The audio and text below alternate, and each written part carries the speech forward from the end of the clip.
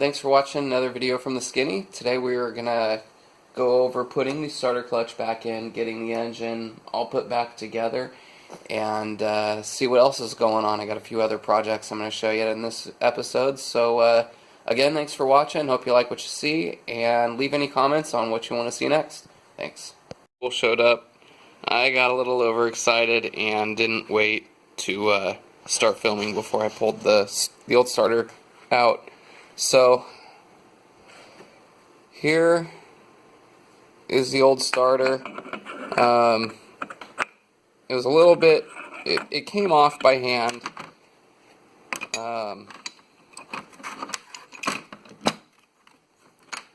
So it was on there. It had this washer on there, and inside there was this needle bearing, and then the crown nut.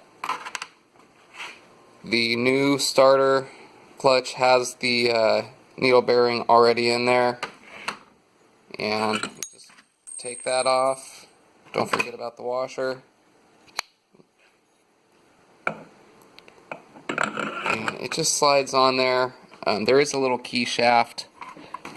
Once you get, let me mount you in here. Alright, so I've got you mounted down there. There's a keyway shaft. I'm going to spin the motor just to make it easier to get to. So now I've got it pretty much on the top here. And it's got to line up with the slot on here. Get my finger out of the way. And out. That just slid right on, no problem. Now the washer.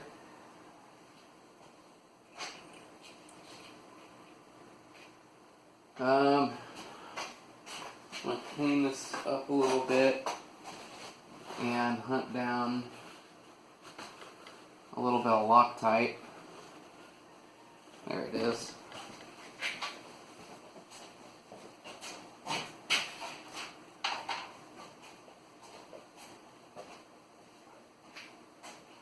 On this one I'd probably use red because you're not going in this deep very often, but you definitely want something to hold this from getting loose. So got that on there.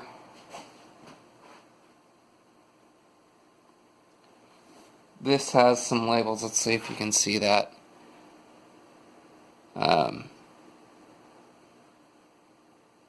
It's labeled out and it has a rotation to it.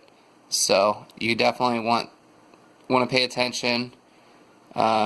It goes on one particular direction here, so make sure you got the part that says out facing out. And again, it's reverse threaded. So spit it on there backwards. Make sure you got your impact on reverse.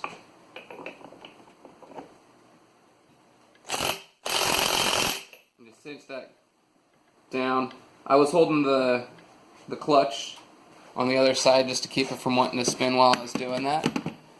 So at this point, it's time to just start putting everything back on in the reverse order. I'm going to take a little bit of time. Actually, this gasket is completely intact, so I'm just going to clean up some of this oil, get it nice and dry, and put some gasket adhesive on there. Make sure the other side's clean, and bolt it all back together around so hopefully you can see what's going on here. As you can see, all the bolts are still in this engine cover, and I did that because it appears, and I haven't measured these, that, well, maybe 3 different size bolts are going on here. So what I'm going to do is just kind of transfer everything over to some styrofoam here before I clean up this cover. That way I don't lose track of what bolts go where, because these are different lengths. Everything's different about these. So I'm just going to go ahead and move this up to the corner here where it's hopefully the bolts are out of the way, and just push each bolt into the styrofoam.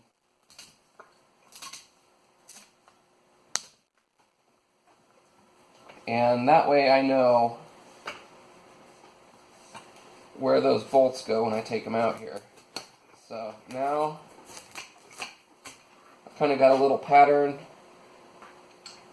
that I can just put my bolts back in and know where they go.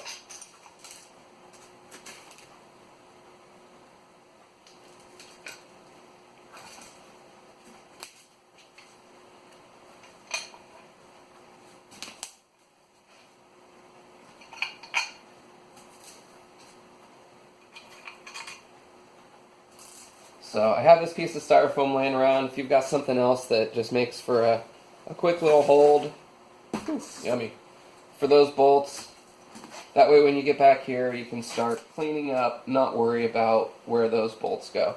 So I'm going to finish cleaning up this side, get it sealed up, and bolted back together.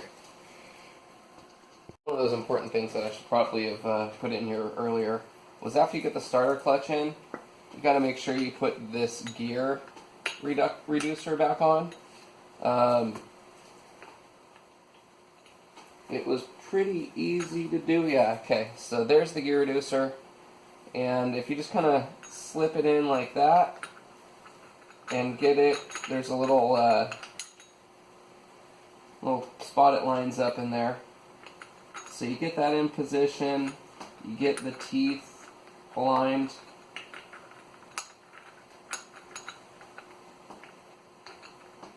Here.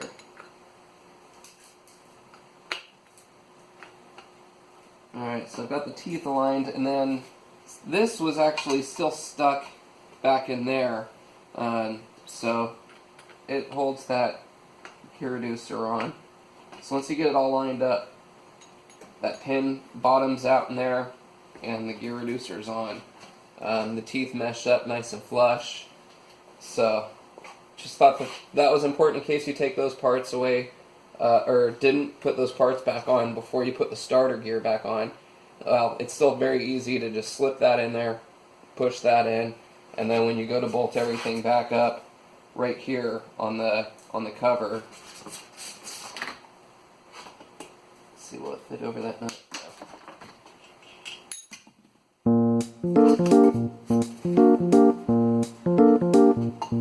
Yeah, that just lines right up on it. So I'm going to get some gasket sealer on there and continue on.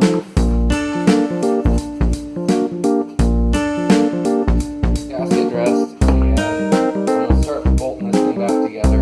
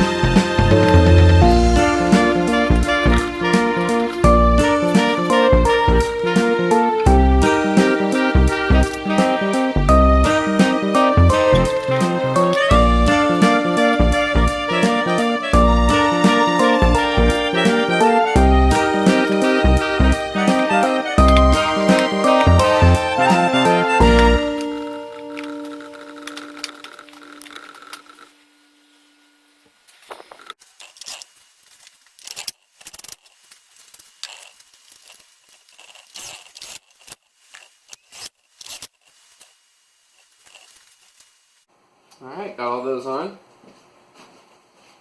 Go ahead and put the intake manifold back on here.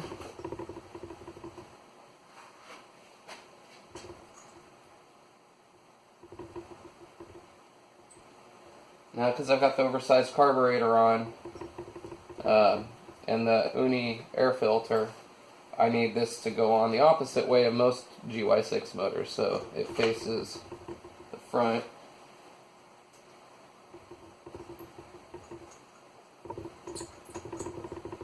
And then looks like it goes back to 10 millimeter.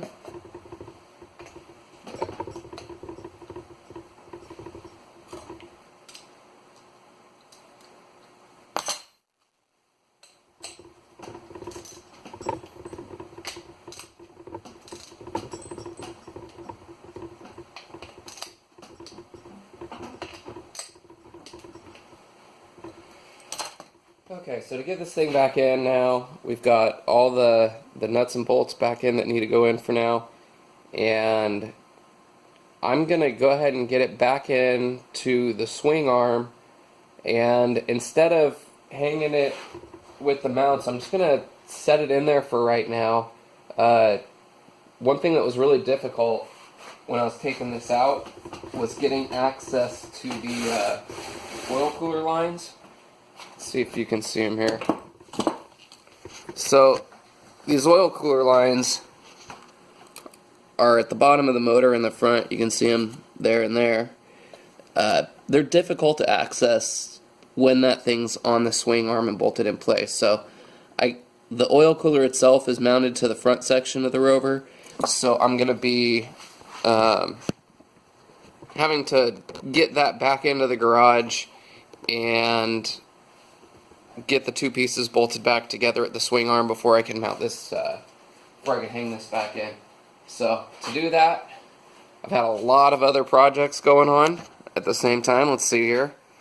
We have the Rover swing arm, which still needs work. I haven't done anything with it. Then I've been building my own go-kart, kind of as a backup plan for when the Rover fails again. And you can see that going on there. Unfortunately, that means the kids' kart lost an axle for a little while. They will get it back as they grow old enough to ride the go-kart. So I got a mess to clean up.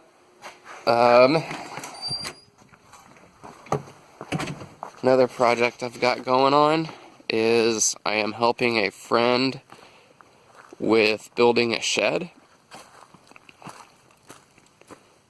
This shed is going to be used for breeding rabbits. So I'm building it out of 1.5-inch square tube steel, and that way we can weld up some good racks and everything for his rabbit hutches to be able to slide in and out.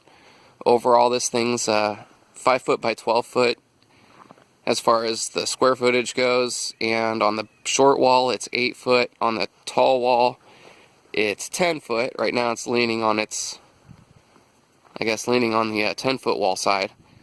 And then that way, when this is all together, if he wants to go to a 10 foot by 12 foot, 120 square foot shed, he is more than capable of just replicating this and putting the two halves together. Now you got a 10 by 12. So there is the steel left over for that build. A bunch of 1-inch steel there for building the actual rabbit hutch racks. And then using 1.25 inch, like I said, to do the main frame of the shed. And then here is the Rover.